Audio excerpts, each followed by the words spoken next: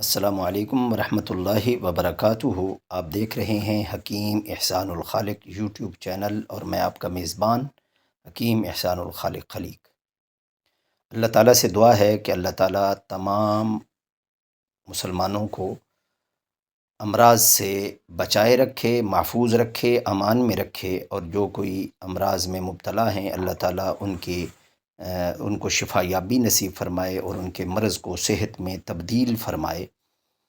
آج کے نسخے کی طرف بڑھنے سے پہلے میری گزارش ہے کہ ہمارے چینل کو سبسکرائب کریں، بیل آئیکن کو دبائیں اور آل نوٹیفیکیشن کو پر کلک کریں تاکہ ہمارے تمام تر ویڈیوز کی نوٹیفیکیشن آپ کو ملتا رہے۔ اور اگر ویڈیو اچھی لگے تو لائک کریں، شیئر کریں اور کمنٹس باکس میں اپنی رائے کا اظہار کریں۔ آج ہم جس موضوع پر بات کریں گے وہ ہے ہاتھ پاؤں کی جلن۔ بعض لوگوں کو صرف پاؤں میں جلن ہوتی ہے، اور بعض کو ہاتھوں میں بھی جلن ہوتی ہے اور پاؤں میں بھی جلن ہوتی ہے۔ اس کی وجوہات کیا ہیں اور اس کے لیے نسخہ کیا ہے، علامات کیا ہیں اور کس وجہ سے ایسا ہوتا ہے، یہ ان سب پر گفتگو کریں گے۔ تو گفتگو کا آغاز کرنے سے پہلے میری گزارش ہے کہ ہمارا چینل سبسکرائب کریں اور بیل آئیکن میں جو آل کا آپشن ہے اس کو دبائیں تاکہ ہماری تمام تر ویڈیوز جو ہیں ان کا آپ کو نوٹیفیکیشن جائے۔ اور اگر ویڈیو اچھی لگے تو اس کو لائک کریں، شیئر کریں، اور کمنٹس بار میں جا کر آپ کمنٹس بھی کر سکتے ہیں کہ یہ ہماری ویڈیو آپ کو کیسے لگی، اس کا اظہار کر سکتے ہیں اچھے الفاظ میں۔ اور یہ بات ذہن میں رکھیں کہ الفاظ شخصیت کی پہچان ہوتے ہیں۔ چنانچہ ہاتھ پاؤں کی جلن۔ ہاتھ پاؤں کی جلن کا تعلق زیادہ تر جگر کے ساتھ ہوتا ہے۔ جگر کمزور ہو جائے یا جگر خون بنانا چھوڑ دے یا کم کر دے تو جگر میں گرمائش بننا شروع ہو جاتی ہے۔ اگر جگر میں چربی بڑھ جائے تو پھر بھی جگر جو ہے وہ گرمائش پیدا کرنا شروع کر دیتا ہے۔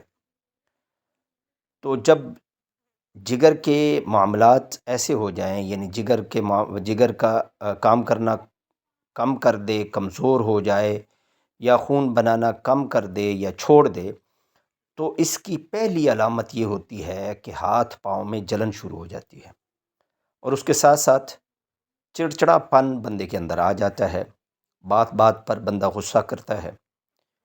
اور اس کی تیسری علامت یہ ہے کہ بندے کے اندر سستی طاری ہو جاتی ہے، ہر وقت نیند آئی رہتی ہے، ہر وقت نیند۔ اور اس کی ایک علامت یہ بھی ہوتی ہے کہ بندے کو ہلکا ہلکا سر درد رہتا ہے، جو بعض اوقات بڑھ جاتا ہے، بعض اوقات کم ہو جاتا ہے۔ بندے کو بے چینی محسوس ہوتی ہے۔ تو جب پاؤں کی جلن کے ساتھ یہ علامات شامل ہو جائیں تو ان تمام مسائل سے چھٹکارا پانے کے لیے ایک ہی نسخہ ہے۔ اب نسخے کو آپ نوٹ فرما لیں۔ نشادر 50 گرام، تخم کاسنی 50 گرام، خشک ادرک 50 گرام، دیسی اجوائن 50 گرام، کلونجی 50 گرام، خشک آملہ 125 گرام۔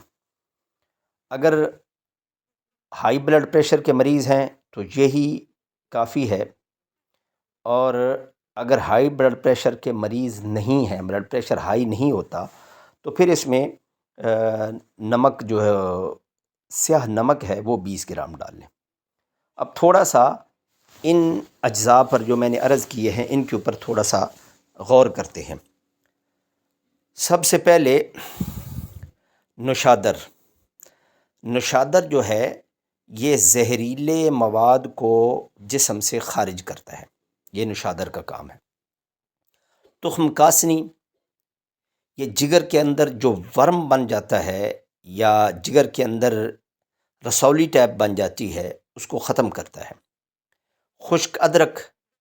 خشک ادرک جو ہے یہ دنیا کا سب سے بڑا اینٹی بائیوٹک ہے، یہ ذہن میں رکھیں۔ ادرک یا خشک ادرک ہو یا ادرک کسی بھی صورت میں ہو، تو ادرک جو ہے یہ درد میں افاقہ کرتا ہے، یعنی درد کو کم کرتا ہے، اور خون کی سرکولیشن کو جو مطلوبہ لیول ہوتا ہے اس کے مطابق لاتا ہے، یعنی جو مطلوبہ خون کے گردش سرکولیشن اس کی ضرورت ہوتی ہے اس کے مطابق لاتا ہے۔ دیسی اجوائن یہ جگر کے جو راستے ہیں، جگر کے اندر آنے والے، انٹری والے یا ایگزٹ والے، یعنی داخلی اور خارجی جو انتڑیاں ہوتی ہیں، جو راستے ہوتے ہیں، ان کو صاف کرتا ہے، سدے کھولتا ہے۔